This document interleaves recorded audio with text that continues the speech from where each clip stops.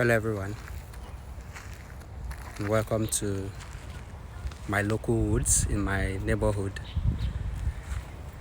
I'm delighted to be with you once again on this episode of the AfriNuke podcast. I hope you have been okay all this while and in the midst of the dystopia in which we are finding ourselves. Okay, so on today's episode, I want to talk about something very pertinent and somewhat troubling to me about the nuclear industry in Africa. And it's been something very uppermost in my mind to talk about for quite a while now. And I hope you have the time to listen for us to talk a bit about it.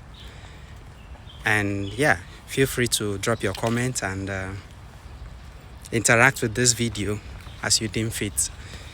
Okay, so the concept of having MOUs in Africa between vendor countries and maybe companies and nuclear organizations in Africa.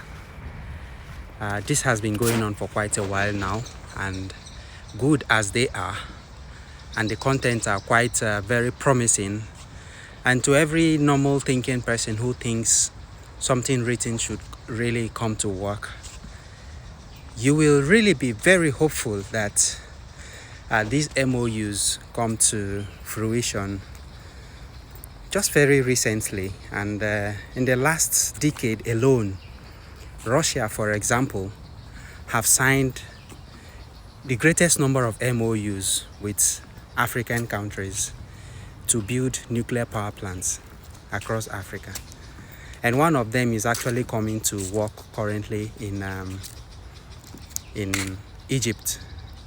They are currently under construction. And I hope that this translates to several other countries, not minding which vendor, country or company is bringing it. We need energy.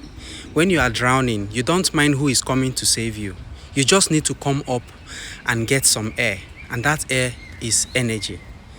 So Russia has really gone across Africa trying to sign a lot of MOUs to bring in nuclear power plants to Africa.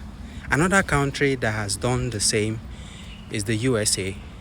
USA have signed several kinds of agreements, and the latest of which is with Ghana. Okay, I think I was there last year or thereabouts when Ghana signed some MOU with some US companies towards developing manpower and also technical capabilities for some kind of special kind of nuclear power plants. So, are these MOUs actually translating to are they really translating to what we need to industrialize in Africa? Are we really having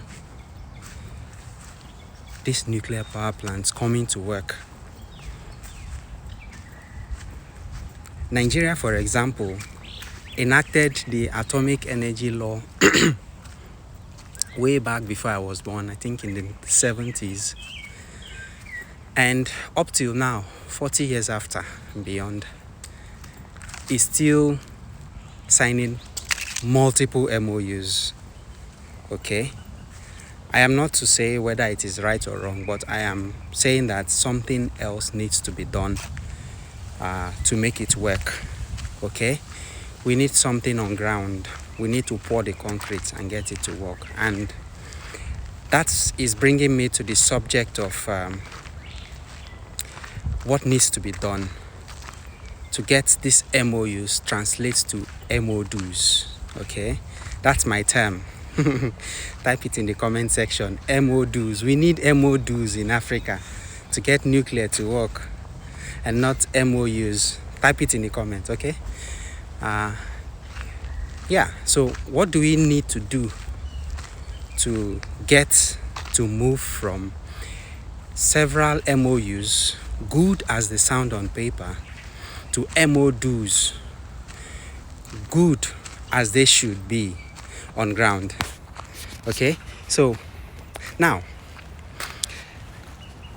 I gave an illustration before that when you are drowning, you don't mind who comes to save you. You just need to get off and start breathing, and then another human process can follow to making you live well.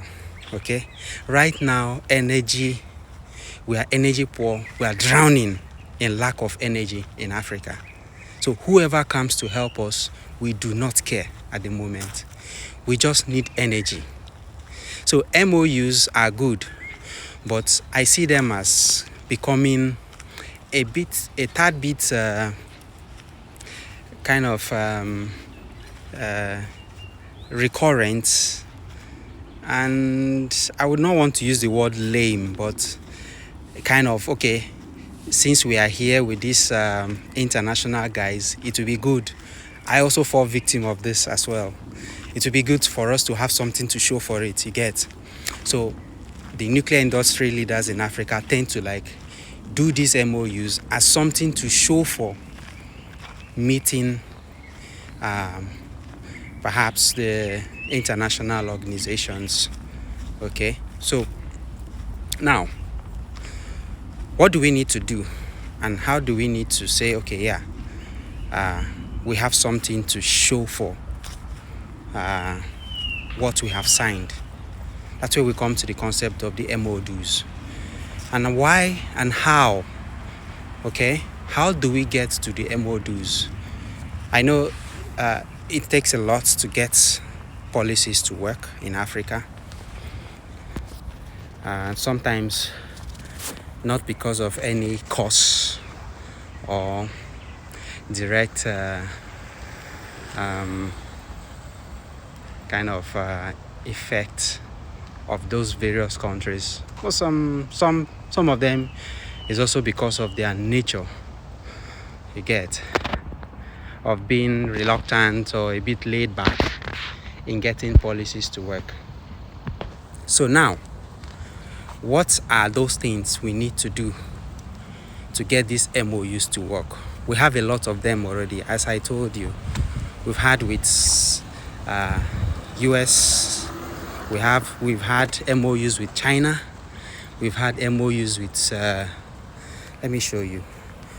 We've had MOUs with Russia. Russia seems to have the largest cut of the cake in Africa in terms of MOUs on nuclear power plants. Then we have with US. They've signed several with different African countries. Here we have Ghana and South Africa on this infographic. Then next we have China, of course. China is having great inroads into Africa. China have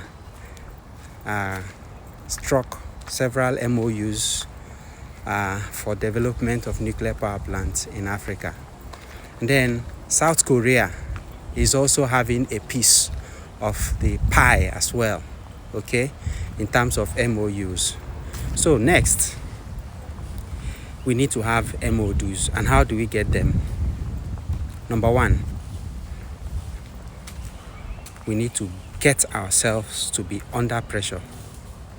You know, you don't get to see yourself do something unimaginable until you find yourself under pressure. Sometimes I feel like in Africa we are very laid back, and perhaps that's because of the environment we find ourselves, like as you find in tropical areas. We don't have anything like a lot of conveniences in terms of the environmental factors, okay? And I wouldn't want to say it's a curse. And also, we have a lot of natural resources, you get.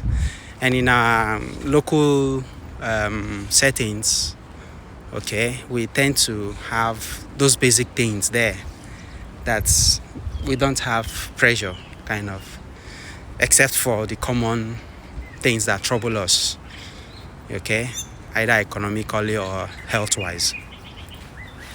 But we need to industrialize if we must compete among the Committee of Nations in the near future. So we need to be under pressure, okay? And the pressure I mean here is pressure to develop, pressure to move forward, pressure to get to the next level. Number two, we need to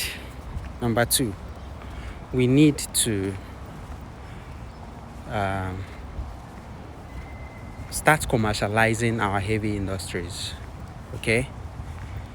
What are those heavy industries? The steel industries, okay? The manufacturing industries. We need to start to see how we can get them to be commercialized. For them, what do I mean by getting them to be commercialized?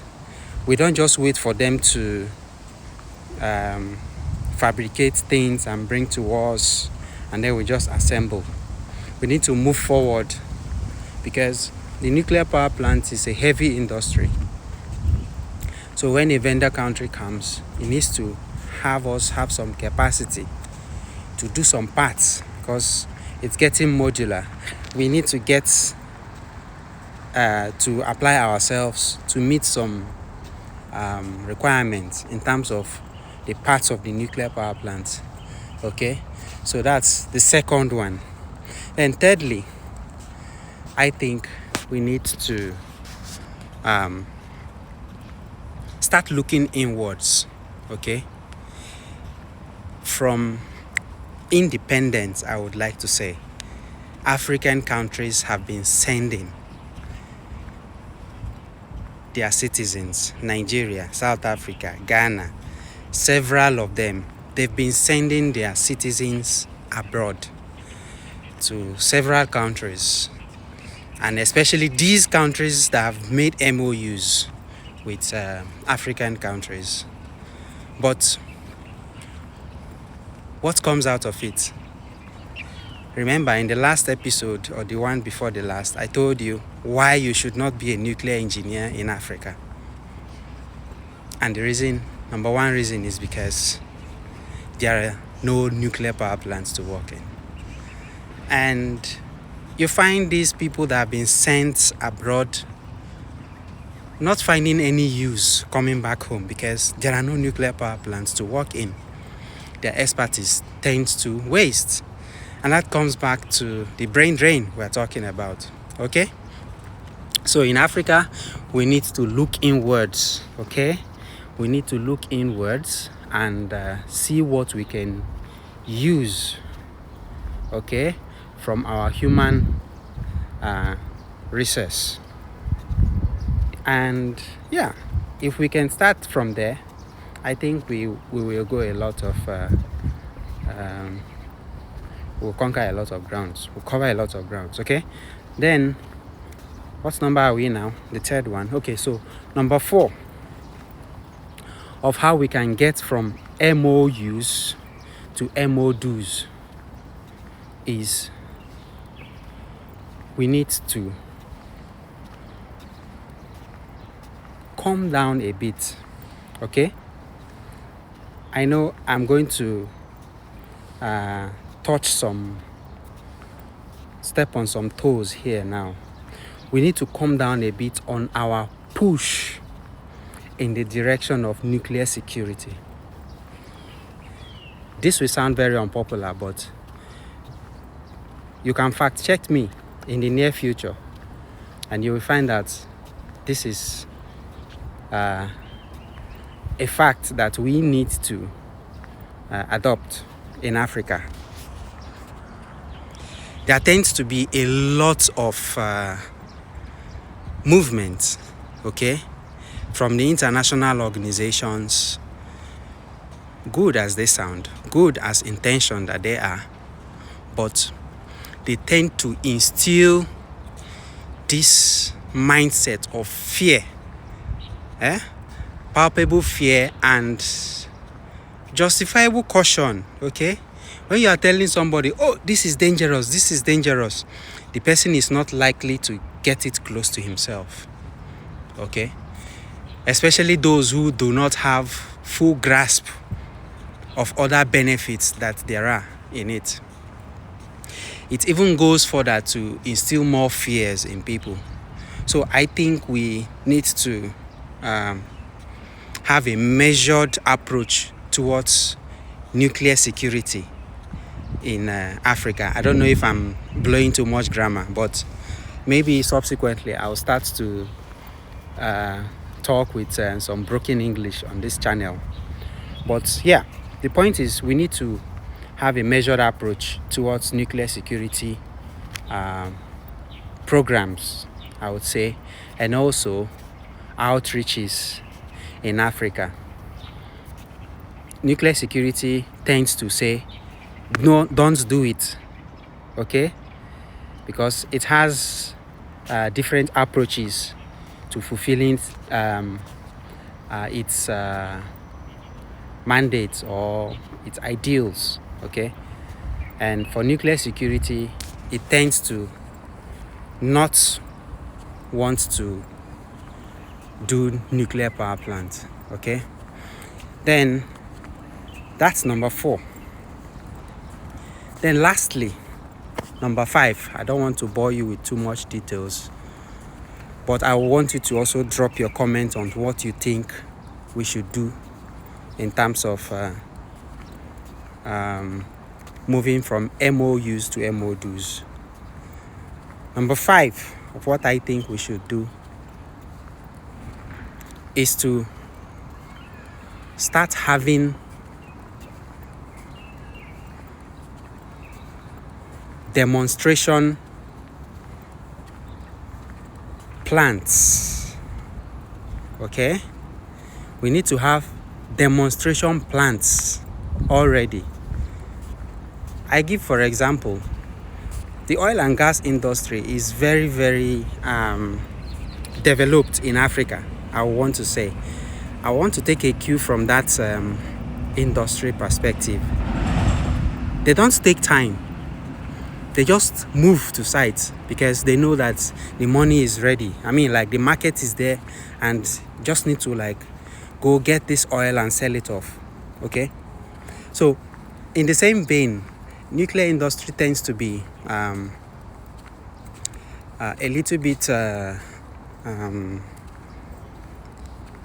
less proactive. I don't know if that's the right word. Less proactive in getting to do or implement, okay? So I think we need to start our demonstration plants or sites at different parts of Africa. And the first country that will do that will set a very strong example for others to follow. And I think Rwanda is setting a good one for that, with a company, I think, is it Dual Fluid?